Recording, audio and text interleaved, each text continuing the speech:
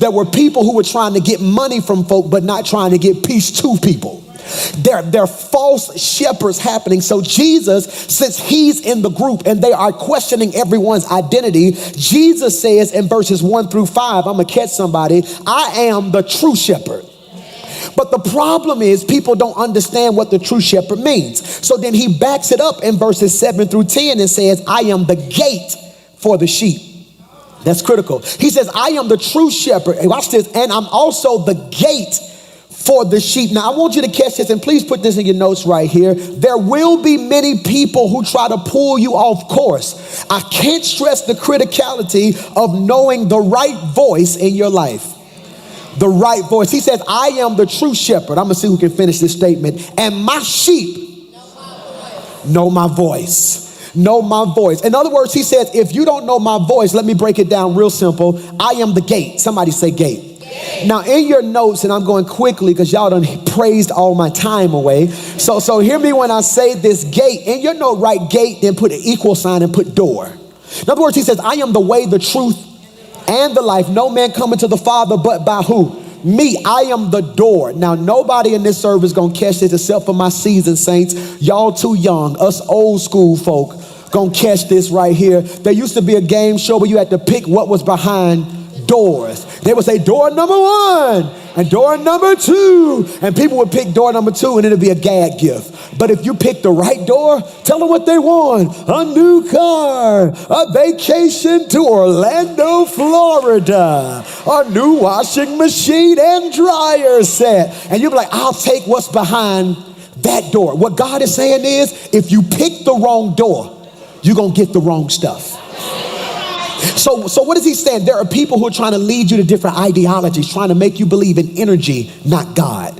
Trying to make you believe in the universe, not God. Trying to push you to horoscopes, not God. Trying to push you to other religions, not God. Here's my only concern. If the head of that religion couldn't keep themselves, how can they keep me?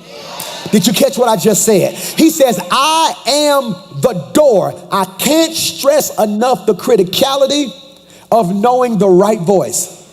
The criticality of knowing the right voice. The reason you come to this church isn't just because the music's great. There's some part of you that says, I hear his voice.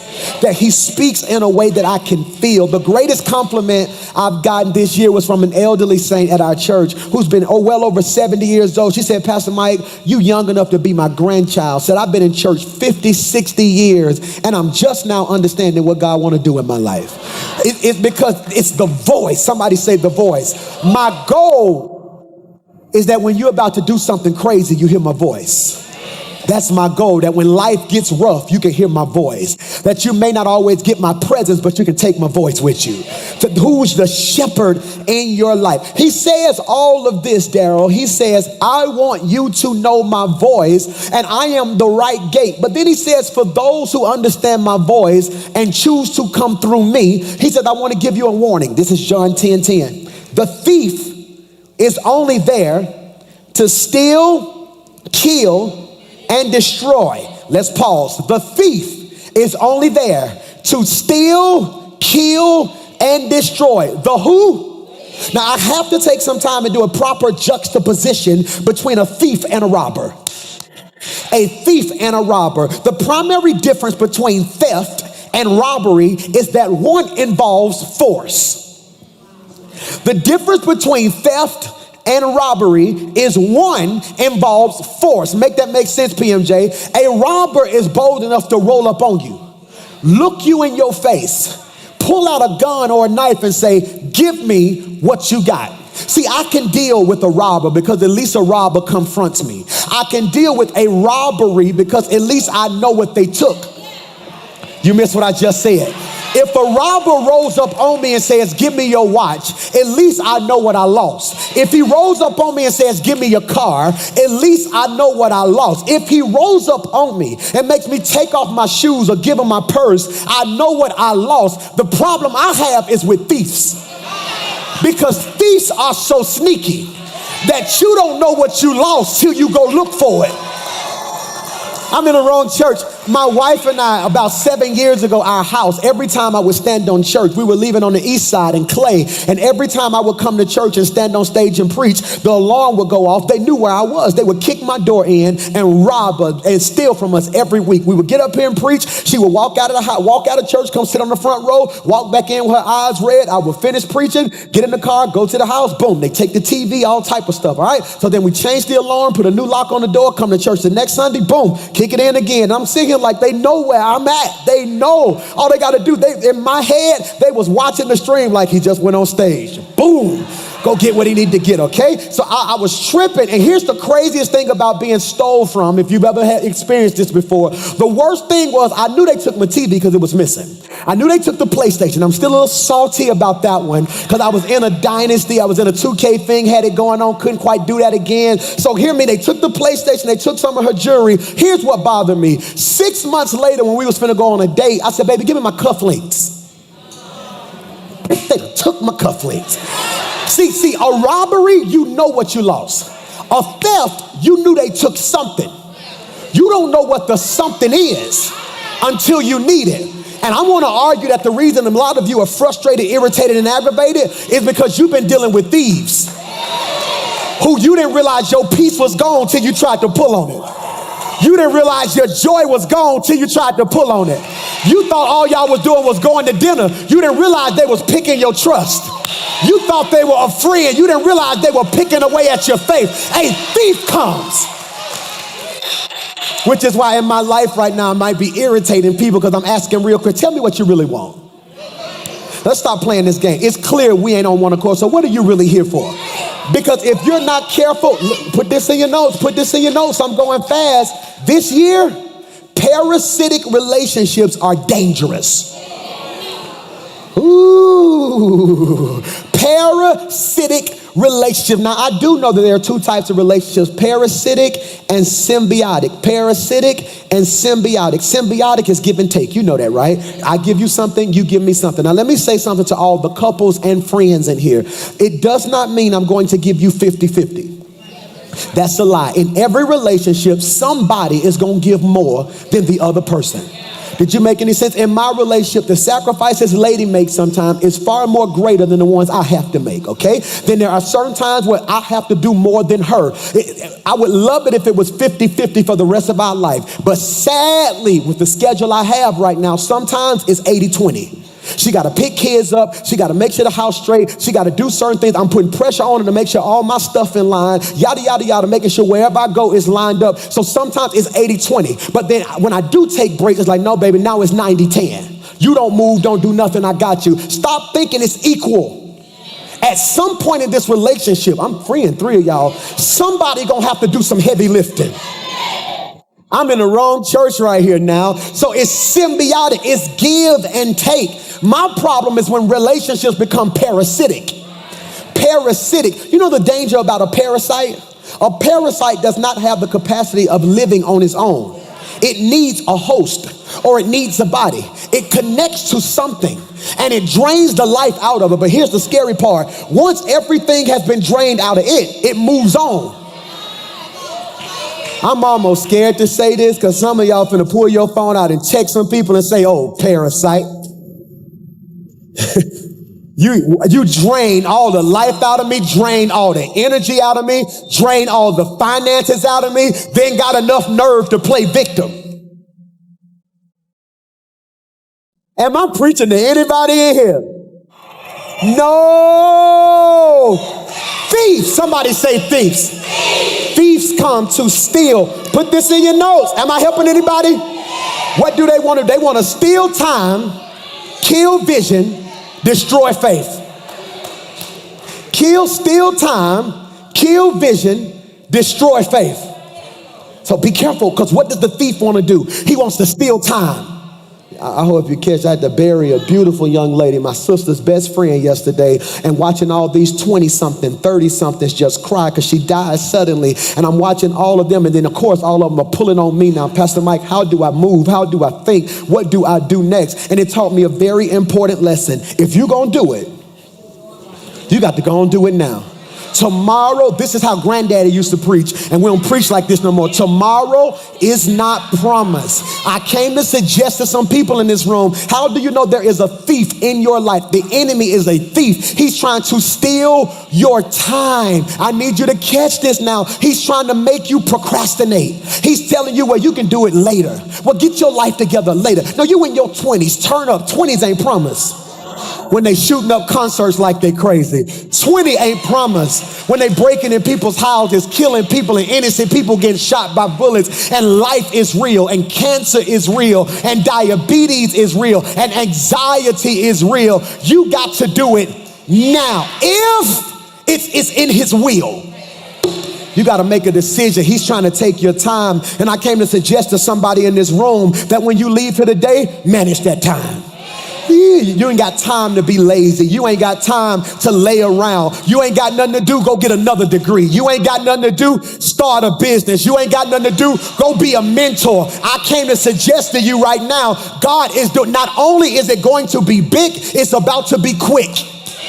And that means you got to know it's your time. I'm about to make a statement, and half the room gonna miss it, half the online gonna miss it, but those of you who catch it, something in you may shiver, the skin, hair on your arm may stand up. I am not sure about a lot. I'm not sure that I'm the best singer. I am not sure that I am the best preacher. I am not sure that I am the most handsome. I am not sure that I have the best church. But there is one thing that Jaquita McClure and I are very sure on. Like it or not, it's our time. I don't know. You caught that right there. It's folk who've been trying to hold you back. And God said they tried long enough. Because you've been faithful, this is your time. Look at your neighbor and say, neighbor, I would high five you, but that coronavirus real. So I'm going to high five myself and say, self, this is my time.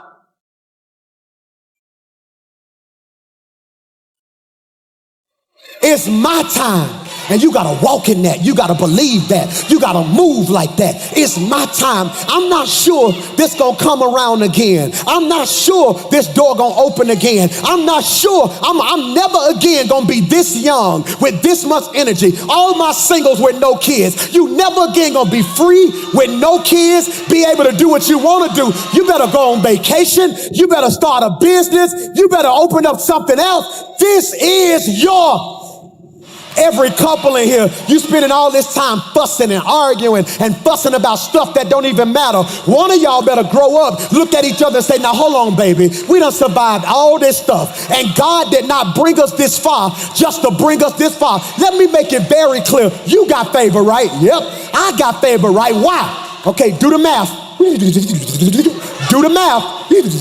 Do the math. All right, here's the problem. Parasitic relationships. When you are in a parasitic relationship, 1 plus 0 equals 0. Pastor Mike, that don't make sense. No, because you bring something, but because they don't bring nothing, they drain what you bring, and it equals nothing. When you are in a symbiotic relationship, 1 plus 1 equals 2. All right, Pastor Mike, what are you talking about? I bring something, they bring something, we produce something. But when you are in a super abundant relationship, 1 plus 1 equals 3. You missed it. Because when I put my favor on what you're doing, it makes what we do produce something else. I need somebody in my life who recognizes who I am so God can bless what we do. Steal time, kill vision, destroy faith. What you go through a lot of times isn't about you, it's about your faith. It's about your faith. It is about your faith, and the devil tries to destroy your faith. I preach in loop. I preach in a hermeneutic loop, which means if you missed the first Sunday of the year, you got to go back and listen to it because I'm preaching in loop. And when the devil tries to destroy your faith, he tries to call faith trauma. He tries to cause faith trauma. My wife has a lot of trauma to me sometimes, and it's one of our moments where we just disagree. We don't fuss. We call it heated fellowship. Okay, we don't fuss. We just call it heated fellowship. My baby boy Miles fell, boom, broke his arm when he was like 1.5, I think, 1.5 going on 2. Fell off the couch, broke his arm. Booyah! They had to put it back in place, put a pin in. It was crazy. Okay, booyah! To this day, he's 3. Before this year, right? He's 3. So to this day, if he sits on the edge of a couch on the arm, she screams, "Get down, you're not finna break your arm again." And I'm sitting there like, babe, time out. God delivered him. He free, he healed, he's still bad. That if he might need it to get broke again, just to be honest. Miles is all over the place. But I'm trying to get her to realize, baby, you can't operate in the fear that something gonna happen to him. But it's real. And many of you, every time you get ready to step out in faith, because you stepped out last time in foolishness.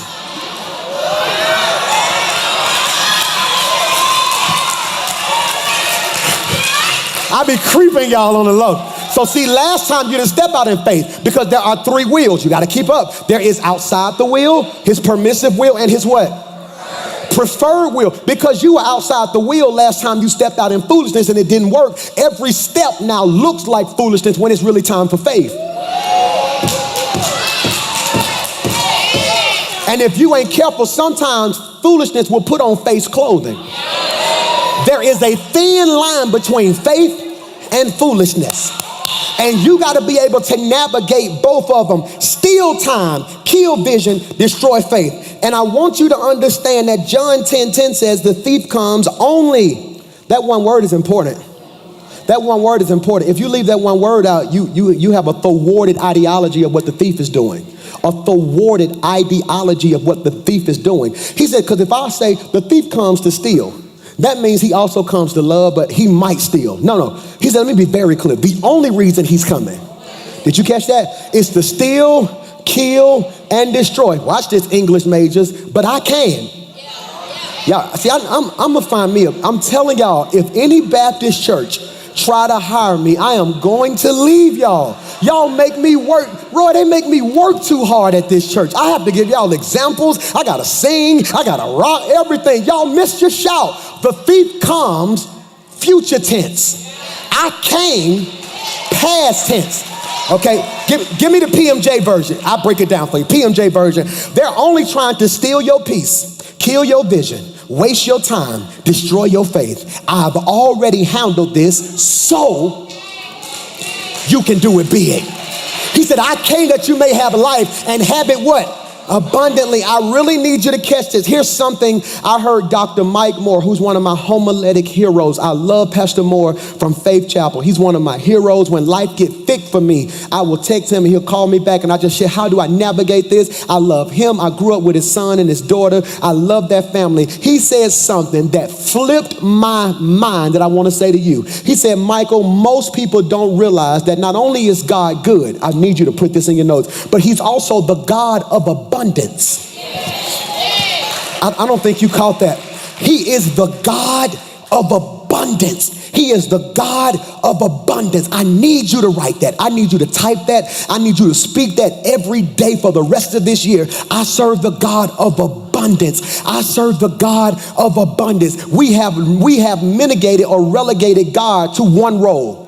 We have relegated God to one role. I thank you, Grandmama. I love you. Mwah. When I get to glory, I'm going to throw my arms around you. But Grandmama, you was wrong because you told me he was a lawyer in a courtroom. And I want to argue that sound good, but my God is not a lawyer in the courtroom. The Bible says the Holy Spirit defends me, which means the Holy Spirit is the one fighting on my behalf. God, if God is only a lawyer, that means there's somebody higher than him who's going to make the decision. And it also means he's answering to a jury. No, my God's not a lawyer. My God is the judge who, even when the devil say, look at all the proof, he say, case dismissed. Y'all missed what I just said right there. My God isn't a doctor in a sick room. No, he created doctors, but when the doctor can't figure out, he's a miracle worker. But we relegate God's to, and I know what they're saying. I know the ideology behind what they're saying. What they're saying is if you're in trouble, he can get you out of it. If you're sick, he can heal you. If you don't have a mother, he'll be a mother to the motherless. A father, I understand what they're saying. But the problem is when we don't have the level of their principles, we can't adopt their statements. Because if I say what they say without living like they live, what I'm saying is nothing more than a tradition. Y'all miss what I just said. See, grandmama could say he's a doctor in a sick room because she tithed, she never missed church, she was holy, she prayed, she lived the best she could. For us who don't necessarily walk in faith all the time, I have to know more. And what I'm telling you now is, I'm telling you he's the God of abundance. Put this in your notes, abundance. Abundance means two things. Number one, it means try not to run. Superior in quality, summarized in two words, meaning the best. Man, I'm gonna tell you, I want a crowd dive in this part right here. It means superior in quality, abundance. He's the God of abundance. Abundance means, number one, superior in quality. It can be summarized in two words, the best. Woo! Superior in quality. Now, anybody who knows me know, outside of Sunday, you're not gonna find me with no clothes on, for real. Everybody know, Sunday, I'm gonna put some clothes on. Monday, Tuesday church, I might. Wednesday, Thursday, Friday, it's just gonna be sweatpants, tennis shoes, some jogging pants, wrinkled jeans, t-shirt, hoodie. I ain't got time for all that, all right? So booyah. But here's what I do know. We getting ready for the Stella Awards, right? So once we got nominated for Stellas, all these stylists start inboxing me on Facebook and Instagram like, let me style you. So I'm PMJ, like, no, I don't need you to style me. I'm gonna go down there, I'm gonna go to Western Hills Mall, get me a tuxedo. Let me just get you a tuxedo from Western Hills Mall back in the day. I'm like, no, I'm finna go get me a tuxedo, all black, nice bow tie. It's like, man, it's the Stellas, you got to do it big. So Felipe, super dope stylist out of Atlanta, right? I was like, but what you want to do? He said, man, Pastor Mike, let me get you right. I said, get me right, all right? He said, I need your measurements. I said, I don't have to do all that. That's for bougie people. I said, I can tell you what I am right now. I went to Belk yesterday. I'm 3630. 3630, but if you go to Walmart, because I like, this is a Walmart hoodie, all right? I just put my baby girl picture on it. I just swag $10, killing it. $10. I'm gonna let you do all that. I'm gonna keep these $10 and swag it out. Demi, put my picture on it. Thank you. Booyah. All right, boo. So I'm like, no, Walmart, I'm a 3830, because it kind of go up in Walmart sometimes. Because he was like, Pastor Mike, no, I'm sending somebody to get your measurements. I said, cool. I'm gonna just go to the tuxedo. They said, no, this is different. Abundant, superior, and quality. Put that on the screen. It is superior. And he said, no, because the material I'm getting you is good. He said, you don't even know what size you wear. I said, no, you lying. I said, I just went to Lee's Outlet. I just bought me some Guess jeans, these 3830s. He said, no. He said, based off of the quality of material, sometimes your sizes go down. So they start measuring me, right? So I'm standing there looking crazy. They put it around my neck. I knew they was gonna do that. They put it down my back to get the length. They measure my leg, all right? Then they start doing stuff I ain't never seen. They measured my wrist, okay? Because they wanted to hit the cuff right. Then all of a sudden they measured my ankle. I'm sitting there like, then they measured my thigh. They was like, no, because we want the paint. I said, so what are we doing? He said, Mike, Pastor Mike, this is custom. Y'all missed it. Y'all missed it. So I'm sitting here like, I'm like, so what does that mean? He said, no, because we want it to fit right. We measuring every part of you because we just wanted to lay on you. So I'm sitting there getting measured, but then they kept telling me stand still. But when I get excited, I shake. I can't explain it because it made me realize that some of the stuff I was shouting about wasn't abundance.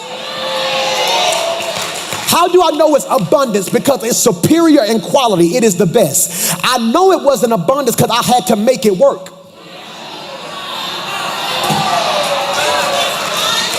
If I have to make it work, why would you pay? I'm finna go to all the women. Women, come here. Why do you pay all that money to let your stylist do your hair only for you to go home and say, I'ma fix it? I just messed 10 of y'all up right there. You sit in that chair all day, let her do all that stuff. Then you leave out saying, yeah, she did it, but I know what I'm gonna do when I get home. I'm gonna bump it a little bit. No, see, abundance means when he get through with it, it ain't nothing else you gotta do to it.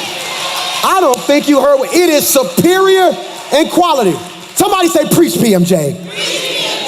God sent me here to tell you today that what he desires to do in your life is the best.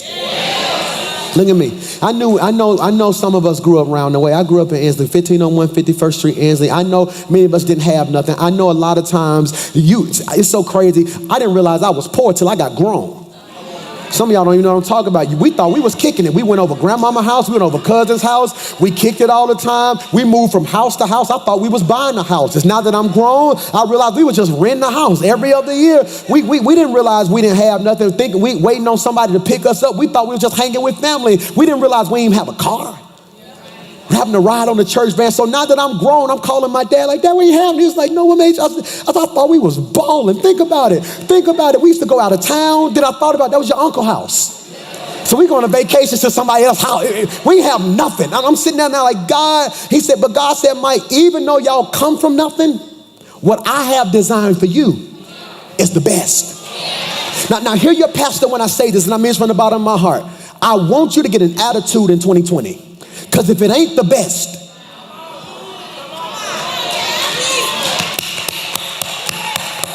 hey, I love you. I love you so much. This is what I want to tell you. Number one, thank you. Thank you for doing your best to try your best to please me. But this is what I want to say right here. I think we've reached our limit. What did I do? It ain't you. I've been with you ample enough time now to realize that your best ain't my best. It ain't personal. It ain't personal. He said abundance. Somebody say abundance. Number one, are you taking notes? Abundance means superior in what? But number two, try not to run. Hold on to your lace front. Super abundant in quantity. It means super abundant in quantity. Super abundant in quantity. Summarized in 2 words, too much. So abundance number two is super abundant in quantity. Summarized in 2 words, too much. 3 of y'all gonna catch this and we may shout right here. So when God says, I want you to have life abundantly, what he's saying is, I designed you to have the best in too much. No, stop shouting. We flipping that. When God said, I came that you may have life and have it abundantly, flip it. He said, I want you to have too much of the best. Did you catch that? That's why you gotta come against lack. God said, I came that you will have abundance. The reason I believe God wants us to have the best and too much is because of his nature. His nature is abundance. Now, I want you to see this proven in 2 ways, the evidence. Number one, his name is El Shaddai. That's why I need an old school church. I need an old school church. Grandmama would have said something, a deacon would have jumped up and said, Yasha. Y'all ain't got that energy when you say certain things. His name is El Shaddai, El Shaddai, which means all sufficient one. Watch this, the God, Larry, that can preach right there, of more than enough. The God of more than enough. The God, you want to know the worst thing my kids do to me, and it make me want to punch them. Now you love your kids when it make you want to fight you sometimes, like, because I can't stand it. Whenever we get ready to get something to eat, I can't stand it. We'll be in the truck and we'll go to Chick-fil-A. Then all of a sudden, I got 5 kids. One of them will say something dumb like, are you giving me something too? And so a part of me sits down and says, have I ever not fed you? Have I ever put something in my mouth before you eat? I'm the type of daddy that I will literally order their food and I won't even touch mine till they got something. And they always look at me, Dad, are you giving me something to eat too? Like, no, I ain't giving you nothing to eat. I'm gonna let you starve and I'm gonna sit here and eat. If I pulled in the driveway, if I pulled into the drive-thru, that means I have enough for everybody who's in this car. I'm finna have church. You wanna know why you a hater? You wanna know why you a hater and why you bitter and why you jealous? It ain't because they got something better than you. It's because you think the store ran out. Your haters ain't mad at you. They mad because they think because you got yours first, ain't no more. God ain't Popeyes. He ain't running out of chicken. He's able to do exceedingly and abundantly above all, more than enough. God didn't run out of joy when he gave me mine. God didn't run out of husbands when your girlfriend got hers. The same God that did it for her can do it for you too. The same God that got them a promotion can get you the promotion. The same God that elevated you gonna elevate somebody else. He is El Shaddai. He is more. So sit down. Y'all making me nervous. Sit down. So watch this. His name is what? See, that's a think. I gotta go quickly. That's a thinking shift. Most people don't think like that anymore. He's more than a God. See, God doesn't meet needs. He exceeds them. That's crazy, ain't it? Oh my God, I need some more time, but y'all trapped worship, praise, Kanye, Sunday service, all my time away. Hear me? God exceeds needs because God says, I am El Shaddai. I am more than enough. Catch this now. I am more than enough. Let's keep rolling. Number 2, his speech, his vocabulary. God, this is rich right here. God speaks in abundance. He speaks in abundance. Now let's talk about this. Matthew 12:34. O generation of vipers, how can ye, being evil, speak good things? For out of the abundance, do you see that now? Abundance of the heart, the what? Mouth speaks. Give me the Message version of that, please. Look at what it says. You have minds like a snake pit. How do you suppose what you say is worth anything when you are so foul-minded? It's your heart, not your dictionary, that gives the words meaning. That's crazy. In other words, he says, I ain't trying to be funny. You saying the right stuff, but your heart and your spirit telling me is not what you feel. Jesus Christ. Sugar and salt look just alike till you taste it.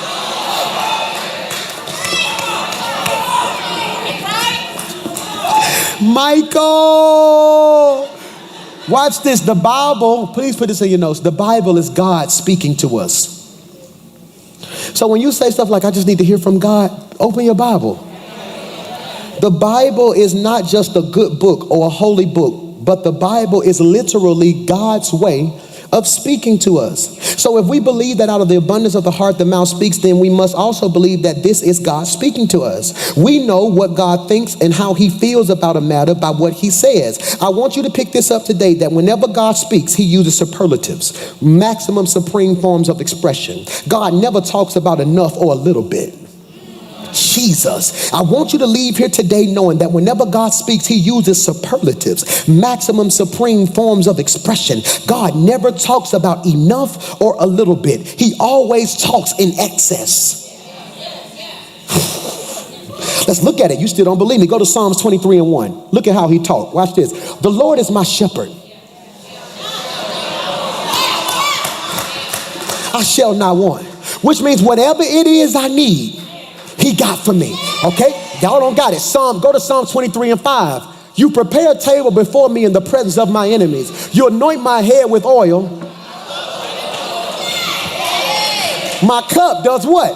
Overflows. All right. So I need you to catch this. God always speaks in excess. Okay. So let's talk about this, Pastor Mike. Psalms 23 is a prophetic psalm for today. Psalms 22 is a prophetic psalm for our past. Psalms 24 is a prophetic psalm for our future. I said it fast and I see you typing. I'm going to say it again. 23 is for today. 22 is for yesterday. 24 is for tomorrow. 22 is predicting or prophesying the crucifixion.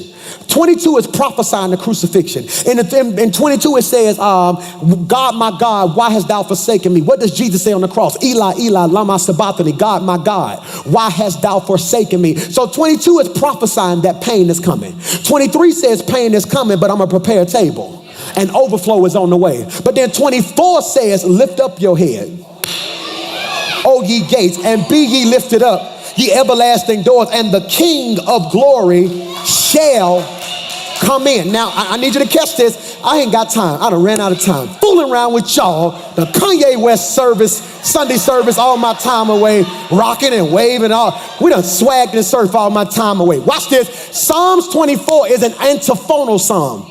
For those who like to write, put that in your notes. Spell it the best way you can. Antiphonal psalm, okay? What do we realize? When you get to heaven, you're not going to be in one big choir with a choir director.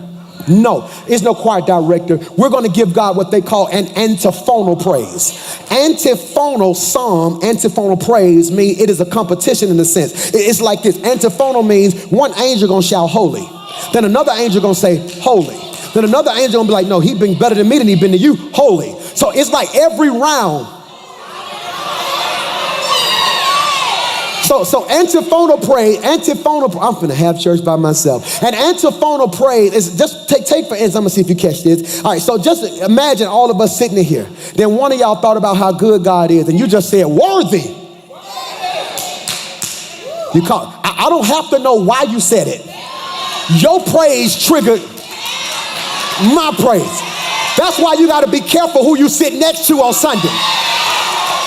That's why some of y'all don't even act like that, but the whole time they were singing, your hands was lifted.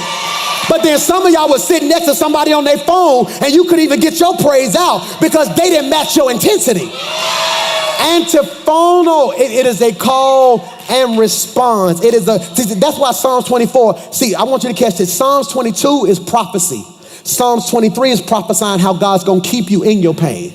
Psalms 24 is telling you how to respond to it. It is a call and response. You don't get it. I'm going to make it make sense. Look at 24:1. Watch what he says. The people would say, the earth is the Lord's and all that it contains, the whole world and they that dwell therein. He has founded it upon the seas and established it upon the rivers. Look at this. And then what would happen? The leader would come back and say, who may ascend to the hill of the Lord and who may stand in the holy place? The people would say, he who has clean hands and a pure heart, who has never lifted up his soul in falsehood. Then they would go to verse 8 and the leader would say, who is the King of glory?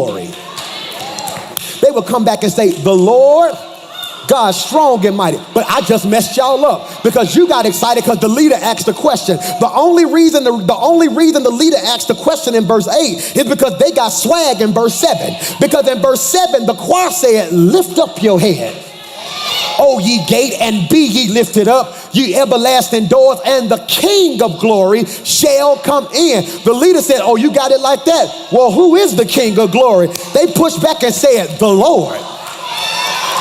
I'm trying not to preach today. Strong. See, your circle is the reason you fight depression sometimes. Because when you say something, your circle got to have enough faith to push back and pull you out. I don't know how I'm going to pay this bill. Who is Jehovah Jireh? I don't know how I'm going to get out of this. Who is your way maker?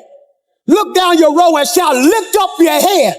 Oh, yeah. I got to get out of here.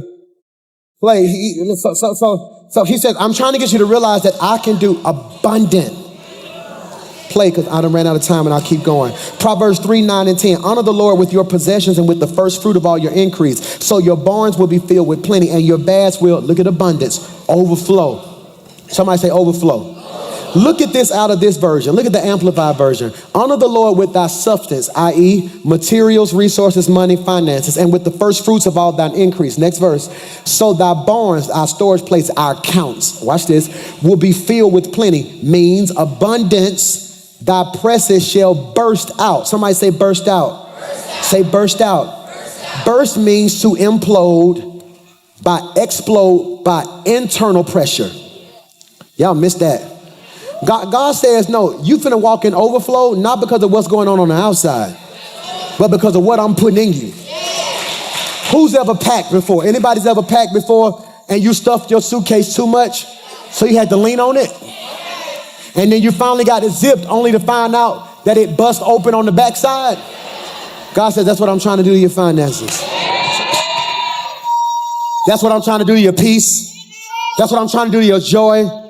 If you're in a relationship, that's that type of happiness I'm trying to give you. See, I want you walking around like I ain't never been this happy. I ain't never had this much peace.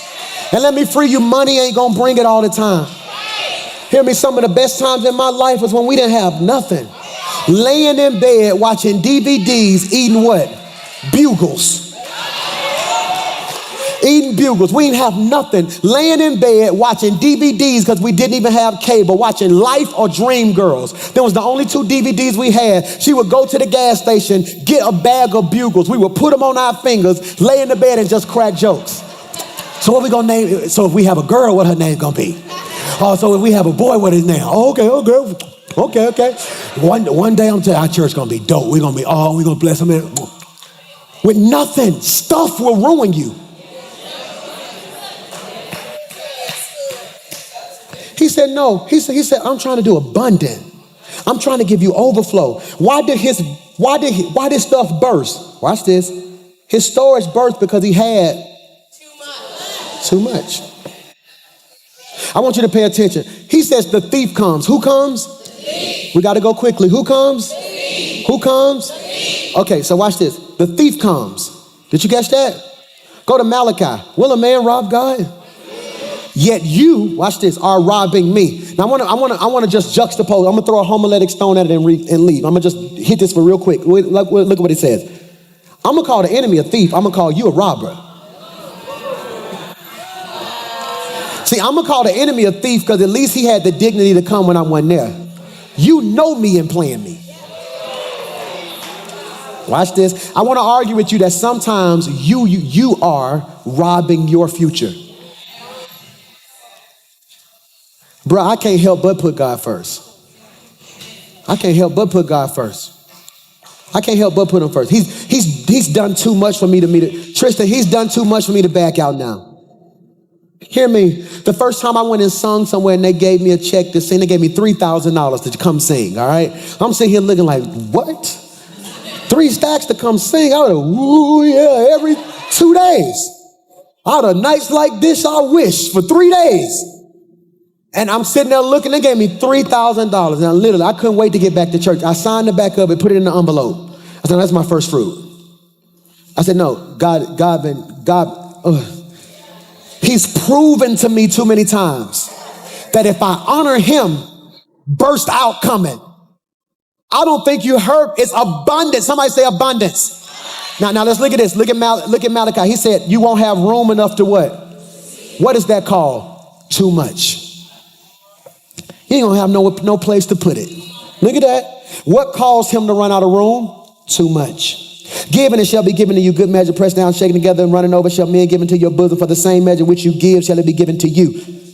Give, good measure, pressed down, shaken together, running over is abundance, which means you will have too much. Let's examine this real fast. Take really good notes. That one scripture, there are 4 things in that one chapter right here. It says, number 1, give and it shall come back to you. You must initiate it. He says, if you want too much, you have to initiate it. Give. Now, let me say this to you. I know this is talking about finances, but I want to digress just a little bit. All my fellas, give me a roof. If you missed this past Monday, it was off the chains. This whole sanctuary was filled with nothing but men, man. It was crazy. We had a good time. But I want to say this to you, fellas. We're trying to become better men. I want to say this to you. I'm going to argue that everything that's wrong with her, instead of fussing at it, give it. Give her understanding.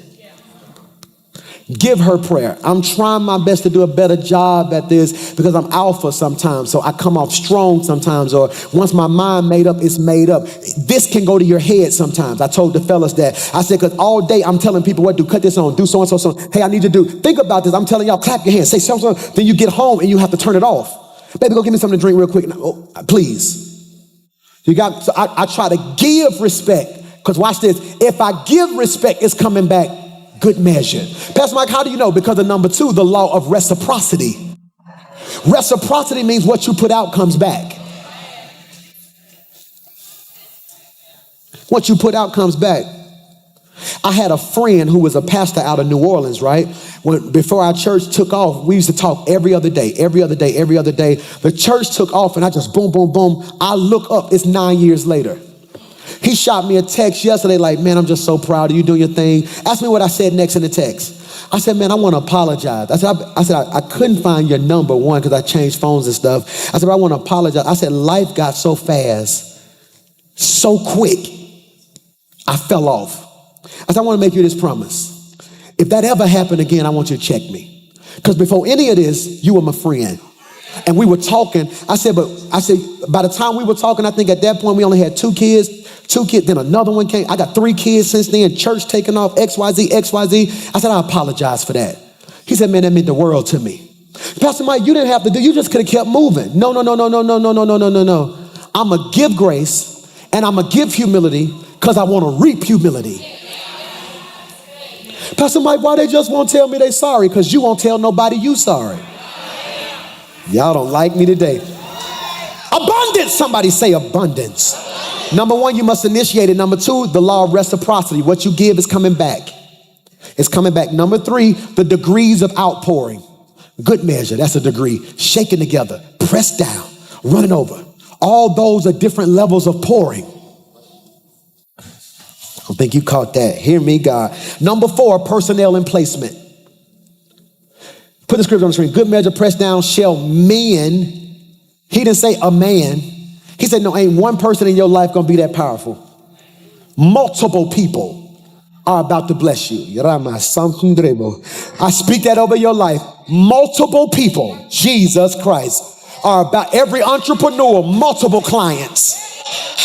Multiple people are about to bless you this year. Hear me when I say that. Personnel, and look at the position. The position. He put it in his lap. They're going to give unto your bosom. That's a seated position. To be seated means you are submitted. As long as you're standing, I can't bless you. Be still. I wish I could. Be seated. Let me fight your battle. So no, they're going to pour it into your lap. See, if I'm seated and they pour it into my lap, I can hold it. If I stand, I lose it.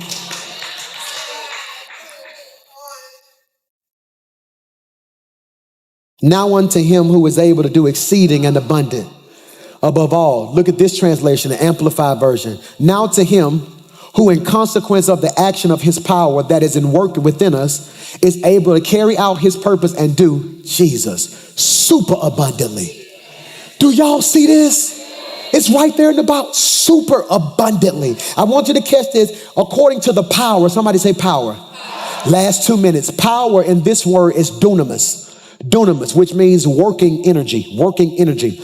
There are two types of power, exousia, dunamis. Exousia is authority, dunamis is dynamite, where we get our American word dynamite. So police officer, his badge is exousia, that's authority. When he says freeze, you should stop because he has a badge. His gun is dynamite, boom. If you don't respect my authority, you'll respect my power.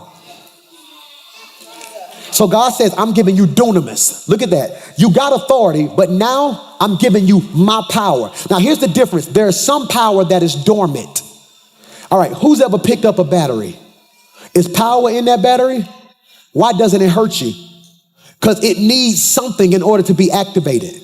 So the moment you put that battery in your hand, you don't feel nothing. Put that battery in a remote, it comes to life. God says my power ain't dormant. With or without you, I'm working. Y'all missed what I just said right there. Get in your mind. I want you to get in your mind right now. Whatever dream, whatever thing you're believing God for, I want you to get that in your mind. Please get that in your mind. Overflow, get that in your mind. Online, get that in your mind. Get that in your mind. If you're watching online, I dare you to type what you're believing God for right there. If you're in this room, I want you to talk to yourself real quickly. What are you believing God for? I need to get that in your mind because I'm going to speak something over and I want it in the atmosphere when I speak it. Get that in your mind. Get it in your mind. Get that in your mind. God, get that in your mind. I got a church full of blessed people. That's what I want. I want couples. I want the divorce rate down, God. I want families blessed. No early death, no accidents, no incidents, no tumors, no nothing, God. I come against that. This is a blessed church walking in abundance. God, I speak millionaires are in this church who have a heart for God. Inheritances are being left to people in this church. Properties are being left to people in this church. They're walking in overflow. They're walking in abundance. Get it in your mind right now. Get it in your mind. Get it in your mind because I'm going to activate something in your faith. Get that in your mind. Here it is. Now unto him who is able to do exceedingly and abundantly above whatever you just thought. I came to speak over your life that what you just thought was too small for what God's going to do in your life. God said, I'm giving you too much. He said, I'm exceeding your expectation. You said, Lord, make him a good husband. I'm going to make him a great husband. You said, God, give me a job. I'm giving you multiple offers. God is able to do exceeding, super abundant. I declare abundance over your life. I declare you shall not lack. That God's doing it over and over and over and over. Father, I pray that you're doing abundance. God, I pray that what you give them will be superior in quality and super abundant in quantity. God, give them so much they don't know what to do with it. God, I declare in 2020, they're going to be making statements like, who do I talk to about managing all this money? I declare in 2020, they're going to make statements like, we got too many bedrooms. We got to get more furniture. I declare in 2020, they're going to say, I ain't studying. I got so much peace. I'm not even depressed. I declare in 2020, they're going to have overflow to take care of mama and them. I declare this year, God, we on a 3-year run right now. 2020, 2021, 2022, 2023, 4 years of unmerited favor and abundance. God, we setting some up for our generations right here. I declare what we went through, our babies will never have to go through a day in their life. Oh, God, I feel you in this room right now. We declare abundance, supernatural overflow is overwhelming us. God, it won't be long, decrees the Lord, but it's going to happen fast, quick, blessings on top of blessings. So fast, our head will swim. God, every time we turn around, you're going to be blessing. You're going to be healing. You're going to be moving. But God, don't let me be the thief that holds up my blessing. So God, I choose to put you first in all that I do. God, before I bust a move in the morning, I'm going to thank you for that day so I can have abundance in that day. God, I'm putting you first in my giving. I'm putting you first in my dream. I'm giving you all the glory. Because God, if we're not careful, you'll give us abundance to reveal our motives. But God, I know if we couldn't thank you with nothing, we're not going to thank you with something. So God, before you even send it, I just want to say thank you.